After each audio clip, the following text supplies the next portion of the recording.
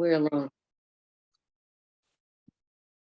Okay, we'll just wait a moment to see if we have any attendees come in. Bar none.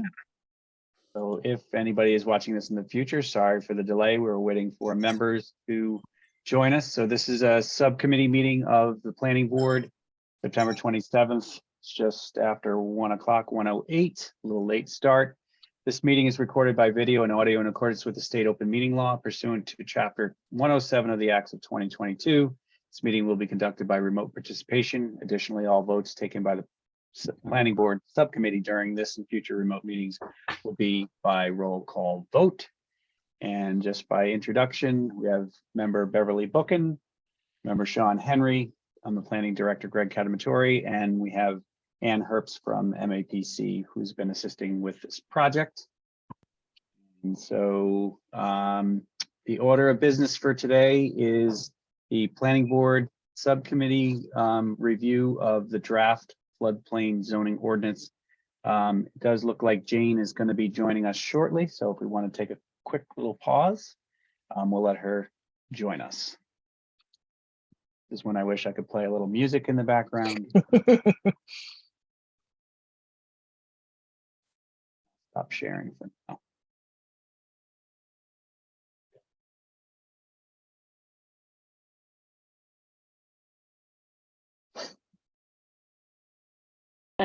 I took the opportunity to take my over blouse off. It was getting too hot in here.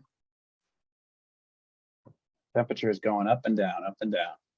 Well, Welcome it's to fall. definitely fallish. It's definitely Yep. fall. Hmm. But no, it's very pleasant. Beautiful. Okay.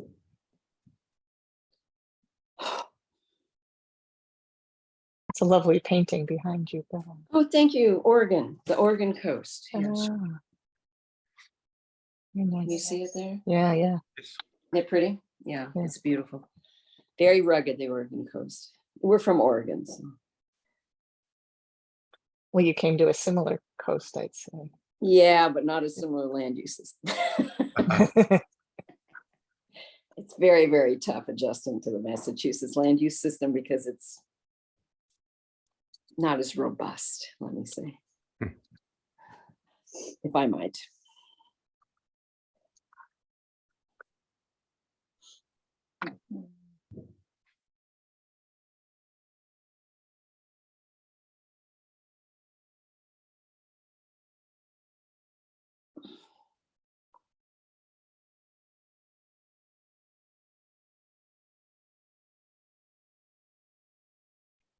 I was just reading a piece online this morning about how restrictive some of our neighboring communities are with their ADU ordinances. Manchester requires double the lot size to have an ADU. I think So it what's the point? was Melrose, I think, that, or not, Malden, I think, that allows them on properties that were built prior to 1938. The vast majority of the city is built after 1938. There was a lot of creative restrictions. It's such a cheap date, you know, and that's the example of Oregon. Oregon has required ADUs by right in all single family zones since the 1990s. So it isn't an issue of whether it's by right. Well, it's whether subject to, you have to have an off-street parking space, and you know, the doorway has to be more, you have to have a primary doorway. So a doorway to an ADU is more understated. You know, you might have to get an occupancy permit from the building, you know, from the building to make sure that it meets all building code requirements. You know, I mean, things that are pretty reasonable. Right. But it's allowed by right. We don't have these arguments in Oregon. It's just done deal. Done deal. Okay, well, we are joined by the chair of the subcommittee, Jane Sorry. Remsen. That's okay. We did all the niceties. And so on the agenda, we're at the point of picking up the discussion on the draft floodplain ordinance. Since we last met, I think we made it through all of the components of what would need to be revised to put this ordinance in place in the other sections of the ordinance, as well as reviewed the subdivision regulations and the draft checklist for what would be required of an applicant if they were to locate a use or a structure in the floodplain district, as well as the area that's a little expanded as the area of future flood risk. So we really kind of centered on the use regulations in the proposed section 557, and I'll share my screen. Everybody can see that okay. And I think there was pretty good closure on the discussion around the VE zone. So that language remains fairly unchanged. That this would prohibit new construction of a residential dwelling in a VE zone, and then with alteration, there'd be no allowed expansion in the VE zone. And then we had a fair amount of discussion around the AE zone, and I can let Anne kind of give you a little presentation of the crack at what we came up with based on the last discussion. Okay, can you pull it up just a little more? Yep. To get there you go. So the green language was sort of our best attempt to capture what we had discussed in our last meeting for the A zone. So limiting new construction, limiting expansion, and also addressing non-conforming residential structures and not allowing variances. And then this, I don't know what this new language is, purple-ish, was sort of came out of conversation with Greg and Gemma and I think one thing it includes was Greg's checking with town council about whether prohibiting variances was going to be allowed. And Greg, I'll let you speak to that. Yeah, so one of the things, the only thing that chapter 40A makes reference to regarding variances is a city or town has to enable the allowance of a use variance, but otherwise I have never seen an example and discussing it with Suzanne Egan that you can actually prohibit it, because even if you prohibited it, somebody could still request a variance from that language as well. So there's kind of always an open door of being able to make a petition. So I think we'd probably remove that language. The other one that I think became fairly problematic was dealing with the non-conforming structure, because that's a fairly broad terminology in terms of how a structure is non-conforming. It could be, existing non-conforming on height or a front yard setback or a number of different things. So we started to try to really, focus in on the alteration of the actual floodplain area itself on a lot. And so that's where we arrived at this percentage basis, kind of thinking about, because we talked a lot about lot coverage and different ways that you could potentially approach things. And so we kind of ran through a couple of scenarios of, what does it mean if you had a fairly good sized lot that had a limited amount of floodplain on it, and you were able to locate a structure entirely outside of the floodplain district on the lot. The lot complied otherwise. So what are you trying to accomplish with the ordinance itself? I think it's certainly centered around life, health, and safety of where structures are located. So to really kind of hone in on limiting the amount of alteration of the floodplain district itself, or the ground cover in the floodplain district.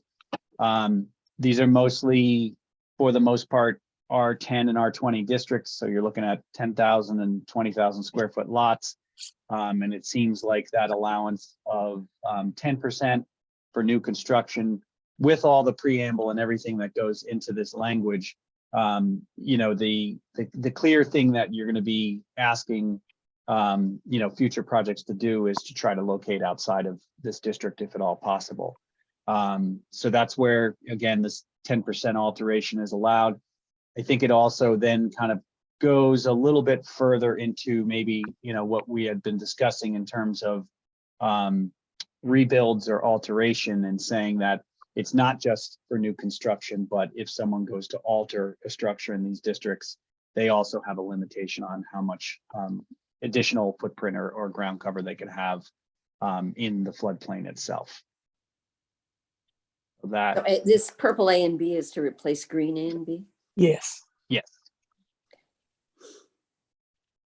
And then under this new purple A and B, variances from these requirements are prohibited? So It's I don't, okay? yeah, I It's don't okay. think we can actually do that. Oh, so you want to take that out? Yeah, we Okay. would take that out. That's the standard. If somebody wants to go above and beyond that, again, they would be making an appeal to the Board of Appeals. But, part of this, education component, if, this ordinance moves forward, is to say, and in the past, the Board of Appeals has received requests for variance from the amount of floodplain that can be on a lot for the definition of a new lot, and they've either denied or an applicant has withdrawn, seeing the writing on the wall. So I think that's the clear message, is we don't want to be creating new lots that are 100% floodplain for residential construction. The limitation right now is only 25% of the lot can have floodplain. And again, this would also move folks to say, try to locate outside of these areas to the greatest extent possible. And then, with a maximum allowance. So on a 10,000 square foot lot, if it were 50-50, 5,000 square feet, there's a 500 square foot allowance for alteration of that. And then, again, 20,000 square foot lot, hopefully you're able to site outside of this district. The other thing I'd say, I don't know if it's worth pulling down, but there's actually this from the state, Right. model, there's language that is at least fairly, here it is about variances, sort of spells out what it would take to do it. So again, it doesn't say a variance can't happen, but makes it clear that you've got to go through. It's got to be for good cause. So can we go back to Yeah. look at the language again? So you're proposing A and B in lieu of A, B, and C, and Yes. but leaving, okay. So what was the argument? Is that no expansion of ground coverage is permitted for a non-conforming residential structures. It says specifically no expansion of ground coverage. It doesn't it doesn't say that you can't make other alterations to non-conforming. Of course, we don't Yeah. have the non-conforming language in front of us. We had, or I thought we had discussed making or prohibiting an increase in nonconformity. Right? So wouldn't that address it, even if it was, no matter what type of nonconformity it was? Yeah, there is a special permit avenue to alter a non-conforming structure. So I don't know that we can kind of intervene in that ability to make that request. So I think, we're trying to focus more on, what a structure might be able to be expanded into the floodplain district. And regardless of whether it's non-conforming or not, it's limited. You could ratchet down on the limitation, I suppose, in terms of the amount of area. The other thing that we didn't quite address, which is still parenthetical, is whether or not there's some maximum. So right now, again, that's kind of a sliding scale depending upon how much floodplain is on the lot, but you could say something like 10% or blah, blah, blah, whatever is lesser. I think that's the other approach that we had discussed. Although I actually think that parenthetical, we were thinking the other direction, that I don't know whether there'd be, I can't now remember, but some circumstance where there'd be a reason to let somebody do more than 10%. So it probably was And- simpler before we had that in there. How did you come up with 10%? Again, that's just kind of like not best, but worst case scenario, 10,000 square foot lot gives you a 1,000 square foot footprint. Right. And whether or not that's, and then going from there, the less the amount of floodplain that's on the lot, the more opportunity there is. And if they can locate outside, then they have the ability to locate outside the floodplain district. And that's really the purpose of the ordinance, is to try to get folks to avoid construction in these areas. So I think that the percentage kind of goes, and then the 20%, an R20 lot, having the ability to have 2,000 square feet if it were entirely within the floodplain district. You could also differ by district if you chose to do so. But that kind of gets a little bit more complicated. Yeah. And if you were to say 5%, then you're looking at 500 square feet in a 10 and 1,000 in a 20. Yeah. Okay, two more comments. First of all, since variances from these requirements are prohibited, how about a That they're not provision that- prohibited.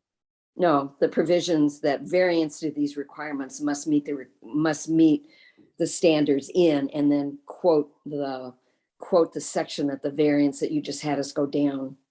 Do you see what I'm saying? Oh, I yeah, assuming just that the refer back variance- to that section. Yeah, now if that variance requirement is steeper than a regular variance, then we've made it harder, right? So you just add another provision that says variances to these are subject to, is it 5.5.17? Mhm. Is that kind of cover the base then? Or do you just stay silent and then they get to variances later? Well, and look It's at. kind look of at- belts and suspenders, but I mean, I don't see why you couldn't say it, because it's already. So I guess, Anne, because this is specifically saying state law and only granted if, but it's related to community compliance with the National Flood Insurance Program, and there's no minimum or maximum allowance for construction in the floodplain to be compliant with the National Flood Insurance Program. It's all about construction standard and elevation. So I'm not sure that that's really exactly making that cross reference is really what you're kind of getting at. I mean, the standards for variance are identified in the section that On defines the variances. zoning board and chapter 40A, what the standard is for a variance. Well, then what is it? What is a variance related to community compliance with the flood insurance program? What's an example of that? That's a good question. Well, I think it would be something, Like you're allowed to build your garage in the floodplain without putting it on stilts? that, yeah, I mean, something that doesn't comply with the building code, I think, and which is why they're wanting to put all this language in that you really, to make it difficult, or to make it clear that you can't just grant them without good cause. I didn't think you could get a variance from I mean, it's the state code. You can't not do it. Must meet right? the requirements set out by state law and may only be granted. I don't know. This says Uh, variance to local zoning ordinance related to, so do we have any ordinances related to compliance with National Flood Insurance Program? Maybe not. Unless this one is related. It would be this, Yeah, I mean, those are usually like when you look at the standards of the reference that's required for us to be in the National Flood Insurance Program, which is the current language that's in section 12 that references the maps, and it usually says something like it must be landward of mean high water. I mean, they're not really stiff standards, I don't think. And anything related to the building code would also require that's the prior section. I think this Okay. exceptional non-financial hardship, I'm thinking of, somebody who's on ledge and can't do perhaps a kind of foundation required might be something they'd allow. Okay, so no help there, basically, is what you're saying, Greg. Yeah, I don't know that, I mean, considering we've never had an ordinance like this in place, I'm not sure what the general, what types of exceptions have been requested in the past in other communities. Mhm. Okay, well, then let's not create a problem. But the other thing is, and we maybe at the beginning of this section, do we say anywhere in this, the purpose of this restriction is to encourage community development outside of the flood zones? Yeah, so Yes, that's there's the a number Minimize 7 right potential there. life. Yeah, okay. Minimize potential life. Okay, got it. So, all right, well, I guess we have to live with it, but can you get a variance? Can you get a variant? Can you get a variance in the first section? Is that the VE? And it says no new development, and you can't get a variance to that, so. I suppose somebody could always ask, but the hope is that the Board of Appeals would look at, a minted ordinance in November of 2022 and say, "Phew, sorry, this was just enacted and the intent is not to allow the construction." So, but Okay. somebody could propose. Well, yeah, except when it says no new construction is not allowed, it seems to be a variance is not. It should be If from the my highest of interpretation burdens. of, well, my interpretation of land use code is if it says no new construction of a residential dwelling, that means no new, there are no variants. You ask Yep. for a variance. Yep. And then the second is movement, alteration, or expansion of an existing residential dwelling or structure so that it increase its ground coverage is not allowed to increase its ground coverages.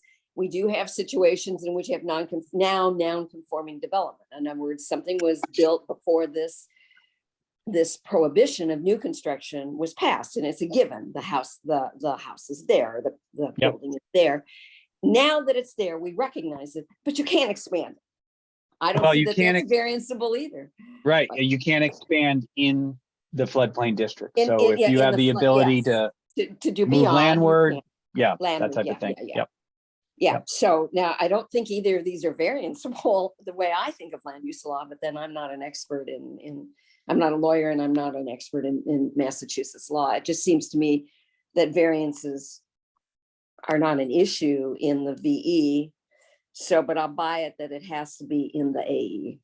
So if that's what you've agreed to, or I mean, if that's your analysis, I have to. Did you see that the mayor of Boston appointed a whole new ZBA with people who are more in favor of affordable housing? Interesting. At least they have multifamily zones by right. As a what can you say? sidebar, yeah, At no least. kidding. Well, I like this. It's fine. I think it's good, yeah. I had one other question, which is, should we fold accessory dwellings into this or not?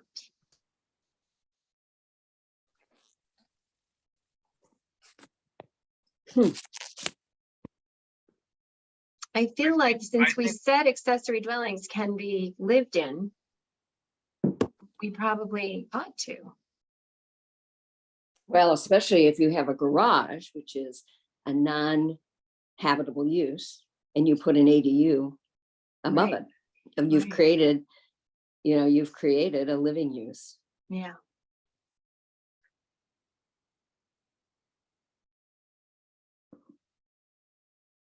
Yeah, I guess that's an accessory dwelling, but it's Mhm. to go cross-reference and see what we refer to the definition of an accessory dwelling unit. You could revise to say new construction of a primary or accessory residential building is prohibited. Because it wouldn't be considered residential. No, you'd say that you'd say in the. Sorry Like, about that, Mike. like don't convert your garage to a residential dwelling if it's in the VE zone. Right, in the V Right. zone, cannot construct a new primary or accessory dwelling unit. Yeah, I Okay, mean, because you don't think residential covers both? That's what I was trying to. I don't know. I I don't mean, know. I'm just trying to be responsive. Sometimes more is better, sometimes more is not. Because then someone would say, well, but you're not going to build an ADU. And if you can't build a primary, you can't build an ADU because by definition, an ADU is accessory to a primary. And also But then people they- around here, they'll be like, wait, it doesn't say accessory. Why don't I just build a garage here and put an apartment over it and call it a day? The point is you can build a non-residential use Right. by right, and then you can put an ADU in it if you don't say so. Right. So maybe, maybe we should say primary and accessory residential unit and or. Sean, you've been awfully quiet. Do you have any thoughts on Oh, all God. this?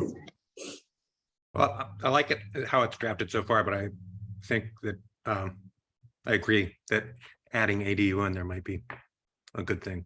To answer just the very thing you lay out, somebody building a garage because it's a non-residential use and then later converting it to an ADU.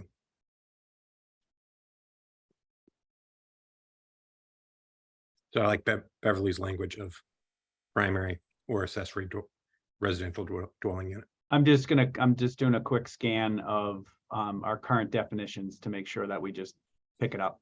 But I get the point, and we'll make sure that it's Okay. Okay, and it would probably be an and or. It would probably primary and or accessory.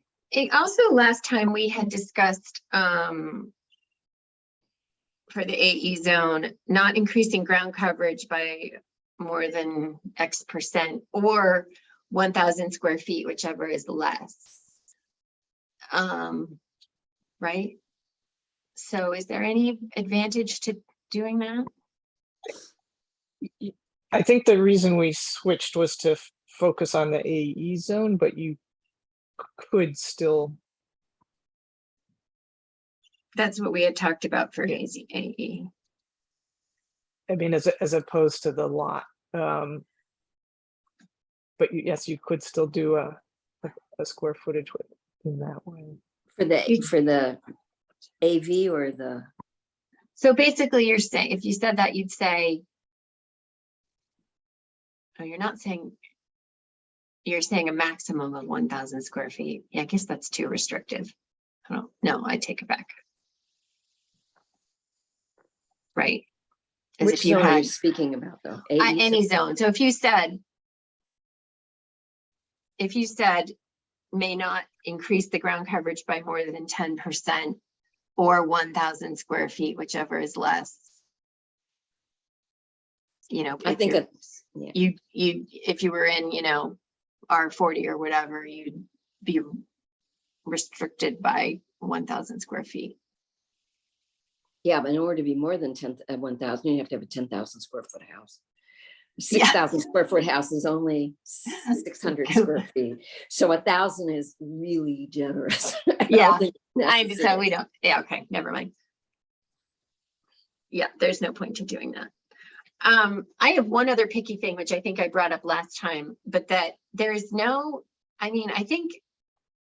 there's no reference to what VE and AE mean. Yeah. And the first time you get to it is in this paragraph. So I would like to, I mean, this is a lawyer question, but I feel like we should see, VE zone parenthesis as defined by the most recent FEMA map or whatever, or as defined by section 5 point whatever, right? Yeah, I It think could that's be in the fair. definition section. though. Yeah. It's not in the definition section. No, but it could be put in Yeah. the definition say, Yeah, so For some- that, I just reread the state model bylaw and I'll double check, but for some reason, I think it specifically said, I don't know, it may not, probably didn't say you couldn't, but it said you don't need to put in the definition of the AE and the VE zone. So I can double check on that because that would be, I think, the easiest way to do it. well, one, to be less confusing, if you put it into the definition section, which is really where it should go. Yeah, And that's you what I'm saying, say- that there's Yeah, some and you language. should say floodplain zones. And the definition would say, and they consist of, the definitions consist of AVEA, do as defined by the da-da-da-da-da-da-da. Keep it flexible, most recent. Whatever, yeah, Most but I recent mean, FEMA. I wouldn't Yeah. put it in the ordinance, because that's Yeah. kind of, I'd put it in the definitions, Yeah. under floodplain zones. It's funny that they said you don't need to identify it, because, I'm not sure why, but I can find out. yeah, Well, one reason not why is if you don't have the flexible language and you put something in. So if the building code says the handicap spaces are 1 per 50 in a parking lot, and you say in the zoning code 1 per 50, and then the building code changes that, you have a built-in conflict. So a good rule of thumb in writing code is not to repeat something that is defined someplace else. So that may be one of the reasons. yeah. I also have a picky point. This is, again, for example, it says in 5.5.3, Federal Emergency Management Agency, but then it doesn't have the parentheses that says FEMA, and then it continues to refer to FEMA. But I know these are the state stuff that didn't get caught, but It's a legibility issue. and then I found one other, FIS, I found that one. BFE, that was the other one. I don't know what that means. Base flood elevation, but yeah. Okay, well, we'll do a combing of terms. And actually that kind of goes back to your point, Jane, about, I thought we clarified or had a fair amount of discussion about the future flood risk district and the reference to mapping there. And by having an ordinance that also references the current FEMA flood maps and flood insurance study, do we want to also have the modifier there, about revision date or most up to date, so that we don't have to revisit the ordinance if the maps change. Well, that was my original proposal. We way were back. focused Yeah. in on all that in the blue, and we kind of breezed past 553 that talks about the flood insurance rate maps. Oh, yeah,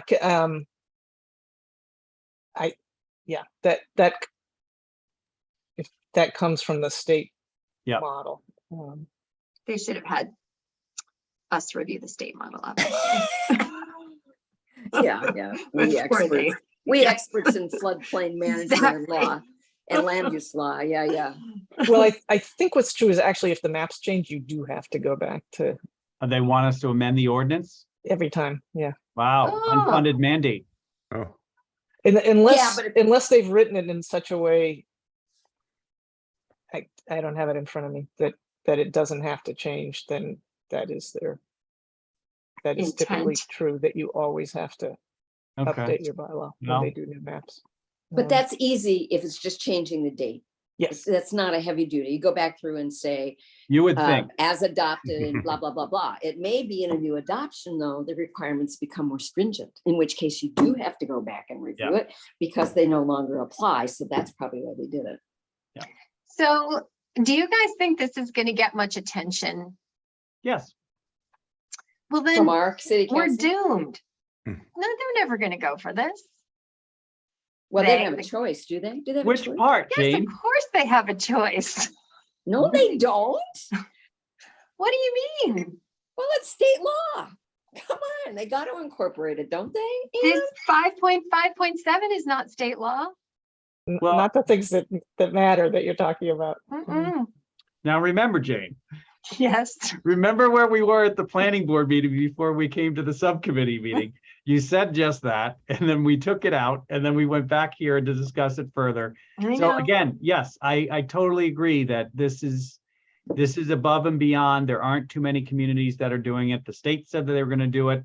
They didn't. Now Ann gets, the idea that they probably won't in this administration. It might be something that comes back sometime next year. But this is definitely, leaning towards being much more restrictive than it's ever been. And there Yeah. are going to be a lot of people that will come out in support of it. I can guarantee that. But there are, I'm sure, folks that are gonna look at the maps. They're going to ask the question, where exactly is this limitation occurring? And again, it just comes down to, we're in the season right now. Look at what's happening in places. And this is trying to just get you landward of the 1% storm. It's not even talking about, the catastrophic storms. And, that's No, but the people who are against it aren't going to pay attention to what type of storm is coming. They're just going to pay attention to property rights being yes. removed Agreed. from them. Yeah. Agreed. But it's our job to do the tough job. I mean, understand that, but Yeah. I But- I think, well, it's a very tough environment in Gloucester right now with zoning stuff. What is that? Sean's been fighting the good fight on social media. I just put in comments like, I really think you need to get the facts. Here's the link. I don't, but Sean. For goes on to the housing, map. what is your topic? It's on the TOD right now. Well, I been mean, so blowing Jane, to your point, this is the polar opposite. Those amendments were about easing standards Yeah, or enabling. And this is the exact opposite that we heard quite a bit about that were, yeah, so, it'll Well- be interesting to see who yeah. comes out in favor of these and Right. So anyway, back to my point about zoning that I made a while ago is we didn't think very carefully about how to present this stuff to the public. And we didn't do a good job. And I don't know how to do a better job. I don't know what to do. I don't have a solution, but like for the TOD stuff, I think we should, basically have a marketing person tell us how to do it. This is a lot smaller, but I just think we should give some serious thought about how to present it. Mhm. Well, and the irony is that Gloucester is a very vulnerable community, whereas many other communities who Yeah, are looking at this are not. So that it affects many more And people in what Gloucester than it does in. yeah. What Well, happened Ann, to you us? I was going to say, Ann can speak from her experience in Hull and other communities that actually have, I think in some ways, far greater risk than we do because a lot of our coastline elevates fairly quickly. So, we don't have that many repetitive claims. So I mean, there's certainly vulnerable areas for sure. But there are many communities that are a lot worse off in terms of, what could happen because their elevation is much lower to begin with. But I mean, that's kind of the context I think this is presented in terms of, it's trying to minimize future risk. Yeah, I just want to be thoughtful and measured and slow in terms of doing this. We got lost in the weeds last time pretty fast with the details, Mhm. which nobody cared about because they got their own misinformation stuff going really fast. So I don't know the solution, but One thing we did for Winthrop, and frankly, they weren't proposing something as controversial as this A and V zone language. I mean, my sense from you all has been that you think some of it will be easy to pass, the rest of it, not these A and V zone language. So hopefully, you're not looking at not getting anything out of all this work.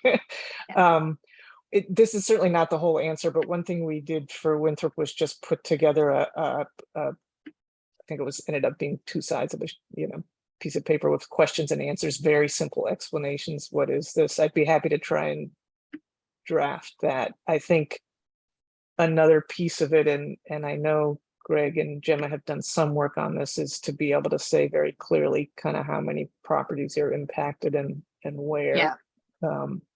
I think for the V zone, you've maybe done that, Greg, and maybe some of the A zone. Mhm. But yeah,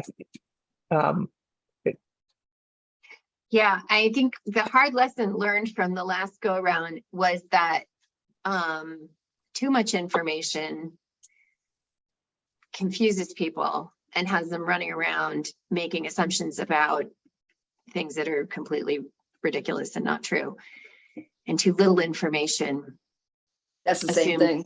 assumes people are stupid, which is, and insulting. So yeah, I don't know, but I'm ready. Well, I mean, so here's a question in terms of timing. I think what we can do here is, oh, and let me just before, one last piece on language in the ordinance. We define dwelling as a building or part of a building used exclusively as living quarters for one or more families.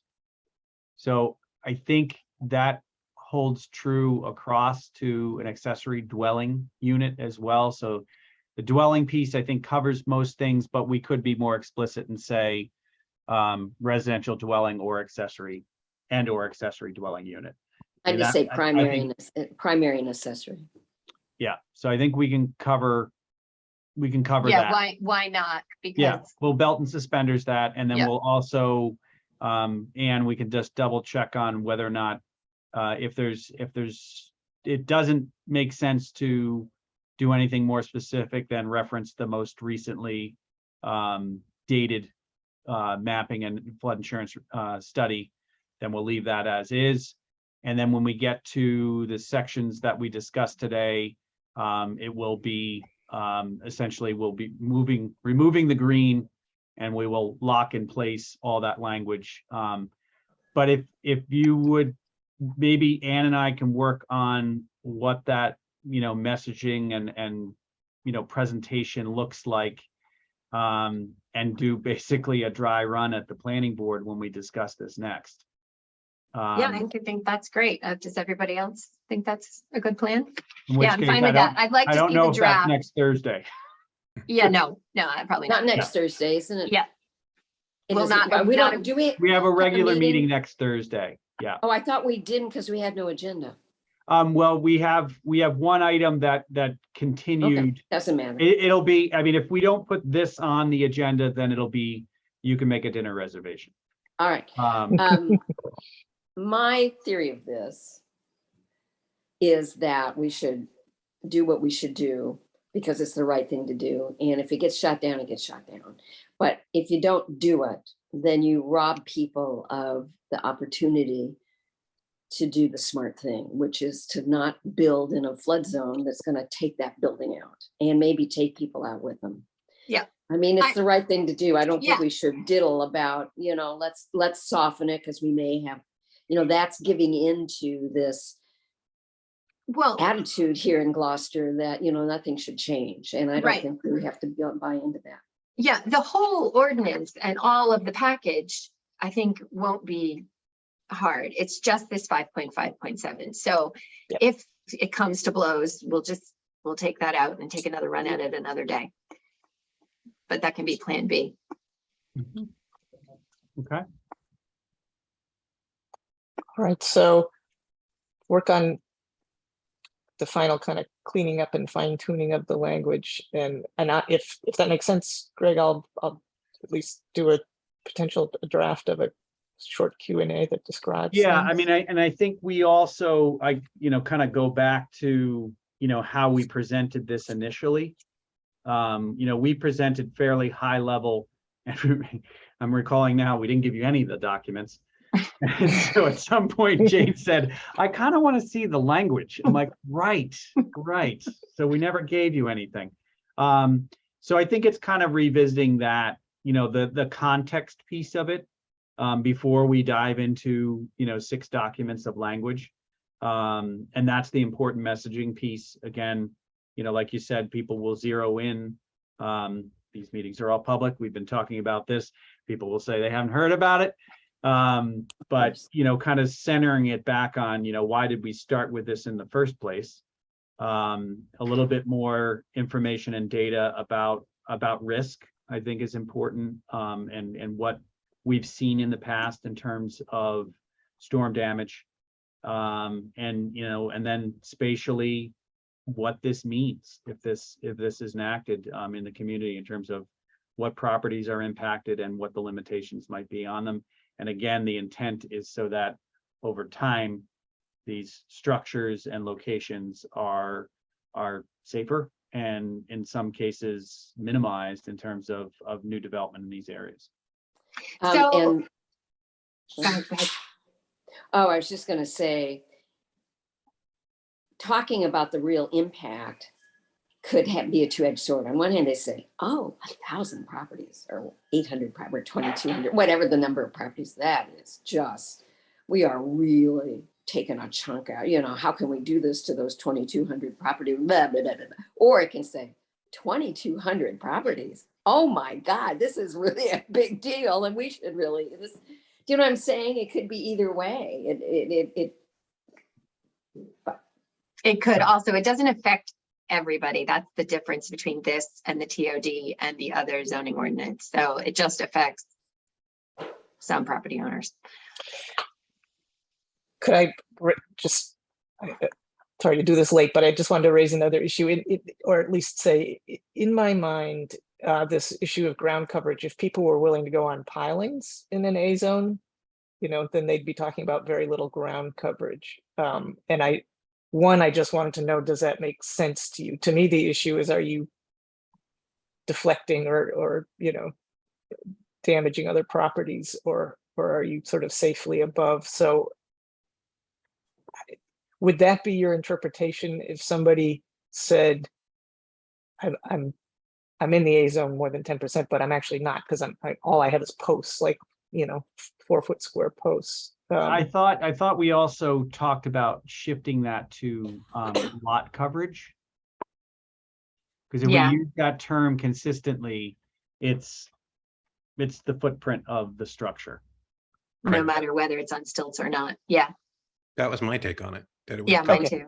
So it Okay. does cover it, because the point, my understanding about the old floodplain, this is all new stuff since FEMA's redone all its math, was that the habitable floor had to be 1 foot above flood, right? Right. So that you could build it on stilts as long as the ground floor was used for non-habitable uses.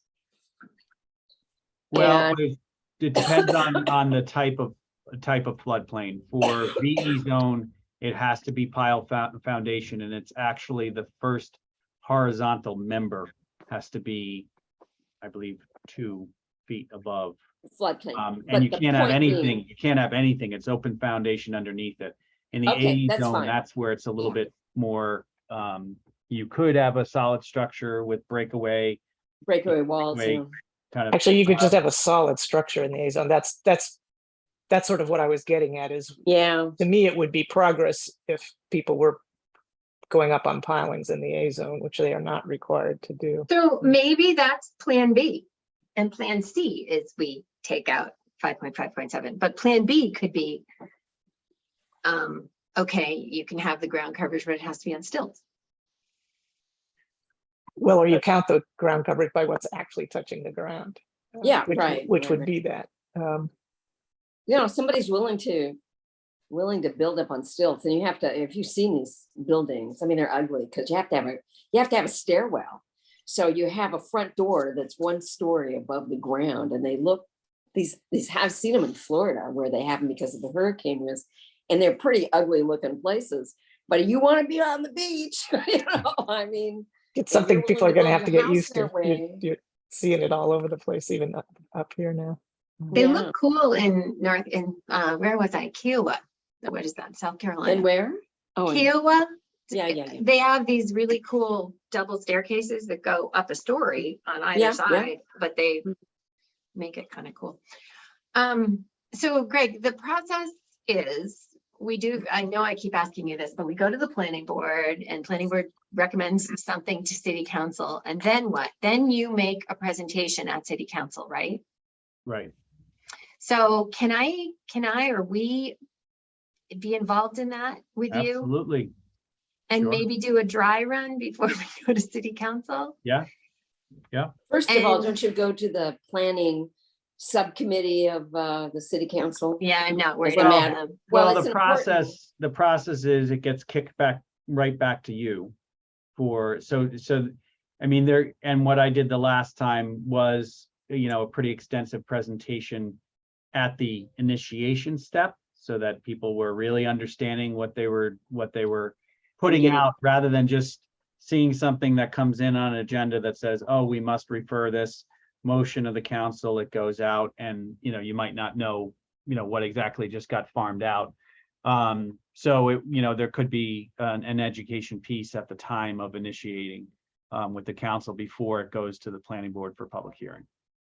So if anybody else would be, I think it would be great if we were involved when it first goes to the greater part of city council.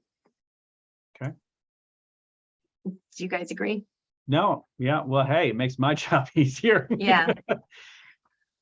I would like to watch that and pretend that I am a few of the city councilors that I know better than, that I know You'd better like to. now than I used to know. You know It's a what I good plan. mean? It's a good Seriously. plan. Okay, put Well, myself you know what, in a few of their seats. To the extent that we kind of review this at the planning board, people are going to see permutations of things, whatever, but we can kind of work on the presentation side of things before we discuss it again at the next planning board. Right. And then there could be a little bit of interplay at that meeting of saying, I think we should make it clear in this section that however, how it's being presented. So what's a quorum of the planning board is 4, right? The full planning board is 4 and Yeah. Yeah. So could we, do these need to be public meetings if we did like a dry run of a city council presentation? No? Nobody would come. I mean, you could, I think you do have to make it a public meeting, Why? but I think, Well, if you want to be involved, Jane, you can come right in here and we can sit side by side Okay. and work on it. yeah, but if I Alright. think you do it with all of us, I think it's a public meeting. I just don't think Yes. anybody would come. Yes, but if you, like a member wanted to take a, kind of a I'm saying review how many session to look through it. yeah, Yeah. How we many could do members that. could come sit next to you? Is what I'm 2, thinking. 2, isn't it 3 or more? Yeah, so 2. Okay. All right. Well, food for thought. I'll wear my mask. You could also go one by one. Mhm. We No, can but kind that's of a run waste through of it. your time. No, it's not. Not if it's increasing the chances of making sure that the message is correct, then Mm, 100%. Okay. Again, I agree with you. It was also a lot to put on the new council. I mean, Yeah, we right. unfortunately, had several counselors that were involved in that process in its development, and they were not on the other side of the dais when it was presented. So Right. that's a tough part.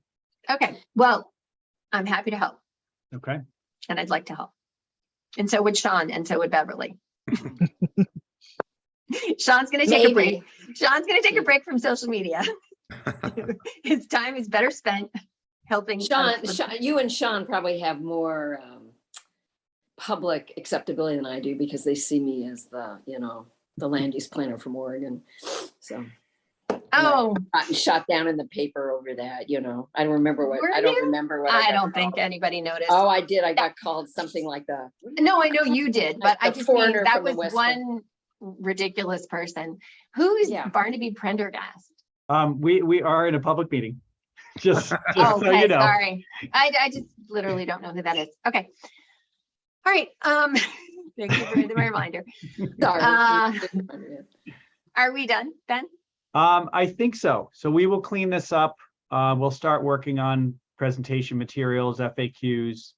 And then we'll decide whether you want to do one more like this before it's the full board, or we just go to I the think full we're board. good. We've hammered out all the tough stuff. Does anybody else want to meet again as the subcommittee? I'm Okay, fine. and then if you want, you could make a motion to recommend the draft as discussed today with the final modifications of including the more specificity in terms of residential dwelling and accessory dwelling units in section 557.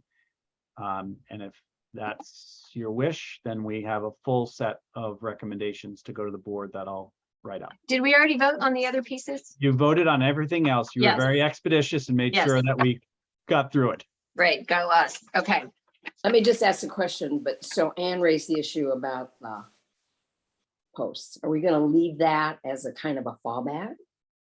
Or are we gonna think about it? I mean, Well, what do you we know, do? so you have the opportunity again, and I think what we'll probably do at the planning board is really focus in on this area, and you can kind of, the three of you will be able to kind of present your position in terms of how we arrived here, and that there are options, like to Ann's point, you know, you could go in the direction of saying you can only alter 5% unless a structure is elevated on pile.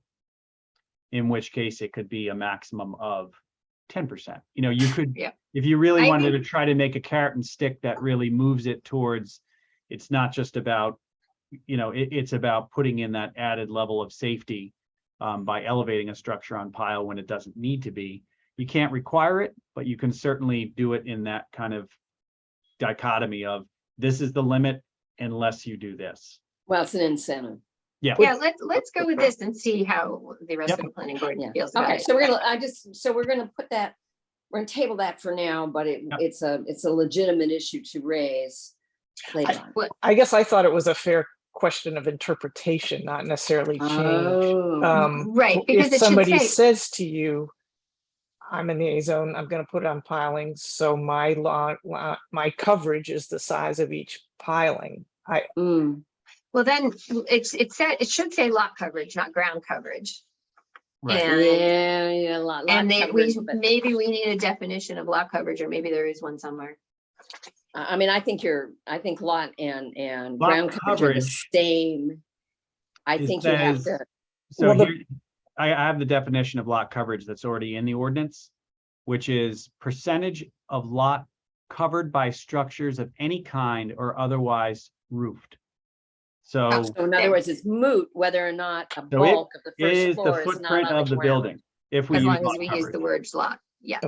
And I think ground coverage is, the reason we started there is because that's what other communities meant. They literally meant like, how Yeah. much of the ground are you on? And I guess what I was saying is, I think there's an argument for that in this case, that it should be okay to put something on pilings Still, because it's not, and counting only the actual ground connection. But if you have our existing definition of lot, the fact that most of the ground floor is elevated 2 feet above flood, it's still, the ground floor is considered to be lot coverage, right?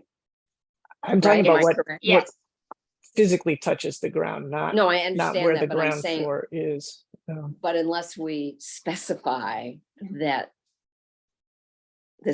the definition of lot pretty much doesn't allow for that, does it now? Our current definition of lot coverage is the ground floor, whether it's up a story or on the ground, is still considered ground floor, is still the building. It's the edges of the building as they touch the ground, whether everything in the middle is elevated. You know what I'm saying? You can't surmise that from our current definition of lot coverage. You'd have to put something. Right, but the in. language that we have in this is ground, not lot. That's what, I Oh, don't, I just, I thought to make this complicated, I was just trying to Yeah, it is get to a complicated. clarification of whether, and it sounds like we need to have a conversation of what we mean by that. I think we should say lot coverage. Okay, Yeah. and then And it's then, And you have that in A right now, except that lot coverage of the AZ zone shall be limited to 10%. And then in the second one, it says shall not cause the footprint. So I think we would probably be consistent and say cause the lot coverage to exceed 10%. Yep. Right, yeah, and lot sorry for coverage, all I think. Yeah, as and long then as if you our wanna lot get coverage into a- definition. so then, if you wanna- as we're currently writing it, there's no benefit to saying, hey, I'm going up Exactly. on pilings. Okay, But we could, so lot coverage is the proper word now. that's what we want. to do. Because that's what we have defined in our code. So if we went to ground coverage, people say, well, what's ground coverage? You have to go to the definition of the code. But we could hold it out as an add-on that sort of softens the blow. Then we could add language here, and then we could add a definition of ground coverage that said just that part of the building that touches the ground. You know what I'm saying? Yep. We leave ourselves open to add it later, but for now, Okay. we're not going. For now, no more Yeah. complications. it's called negotiating position. All right. And anybody listening knows what our negotiations. are. I will accept a motion to move this forward to the planning board. Is that what I'm doing? Yep. Yes. Which is to delete section 12-27 of Code of Ordinances and replace it and rename with section 5.5 lowland requirements as amended, including and incorporating the amendments we've discussed today. Second, I'll make it. No, that you have to make the motion. That was, I will accept. I the make motion. the motion. I'll second it. Okay, roll call vote. Member Remsen, Yes. member Bookin, Yes. member Henry. Yes. Okay, Thanks. All right, then. I'm sorry I was late. I had another Zoom meeting go over. okay, I'm just glad you made it. Yeah, sorry. I should have texted you, but I was Busy. focused on my other meeting. Yeah. Okay. Thanks, everybody. Okay. Thank See you. you. Will Thank you, you Anne, for all your help. send thank me you. a draft whenever you have it ready? Because I just want to, before you post it for the rest of the planning board to look at. Yep. Or send it to all of us if you guys want to look at it too. I Okay, just want to make sure that everything we've discussed was in there the way we Yep. thought. and all right. we'll look at some point in either the 20th. We could potentially be ready for the October 20th. That would be great. Does that sound like that makes sense for you, Ann? Oh, you know what? I'm gonna be, well, it's by Zoom, right? Yeah. I can do it from wherever. Yeah, because I might be That- away on the, oh, wait, that's the 3rd. No, I'm here. I on will the be away on 3rd. the 3rd. You so will, Of okay. 3rd of November. November. Thank you. So it's either the 20th or the 17th. Of October. No, 20th of October or November the 17th of November. November. Oof. I'm worried about delaying much longer. Terms- Let's Well, do it. The 20th of October is not too much of, or, I mean, 20th of sorry, October. the 6th is too much of a stretch, right? But the 20th is good. Yeah, Okay. Why I is think the 6th a stretch if it's just before the planning board? well, I mean, if you wanted to To get a draft for nail everybody it all to down, have I mean, in we could time. All try right, to. all right. I'm Ann, do just you think saying that that's that's an extra possible? 2 weeks. It's an Well, extra you 2 know, weeks. yeah, I'm always the one that wants it in advance and I've had it. So maybe everybody else does their Yeah. homework the day before or the day of. I don't know. What It's do you still think? 9 days away. So, you know, if you could get it to somebody on Wednesday morning for Thursday afternoon on the 6th, then we have only one other thing on the item on the Yeah, we agenda. do. I mean, we do and have other time things on have the been agenda pushed. as well. You know, I don't think, but it's really your call, guys, because you have to, you have to manage it. But it seems the 20th then just puts us back on our hill 2 more weeks. And if you're concerned about the timeline, and then, we start to run into the holidays. And I really think that if we could save 2 weeks on the front end, it would be a good idea. But your call. Well, you don't have to decide now.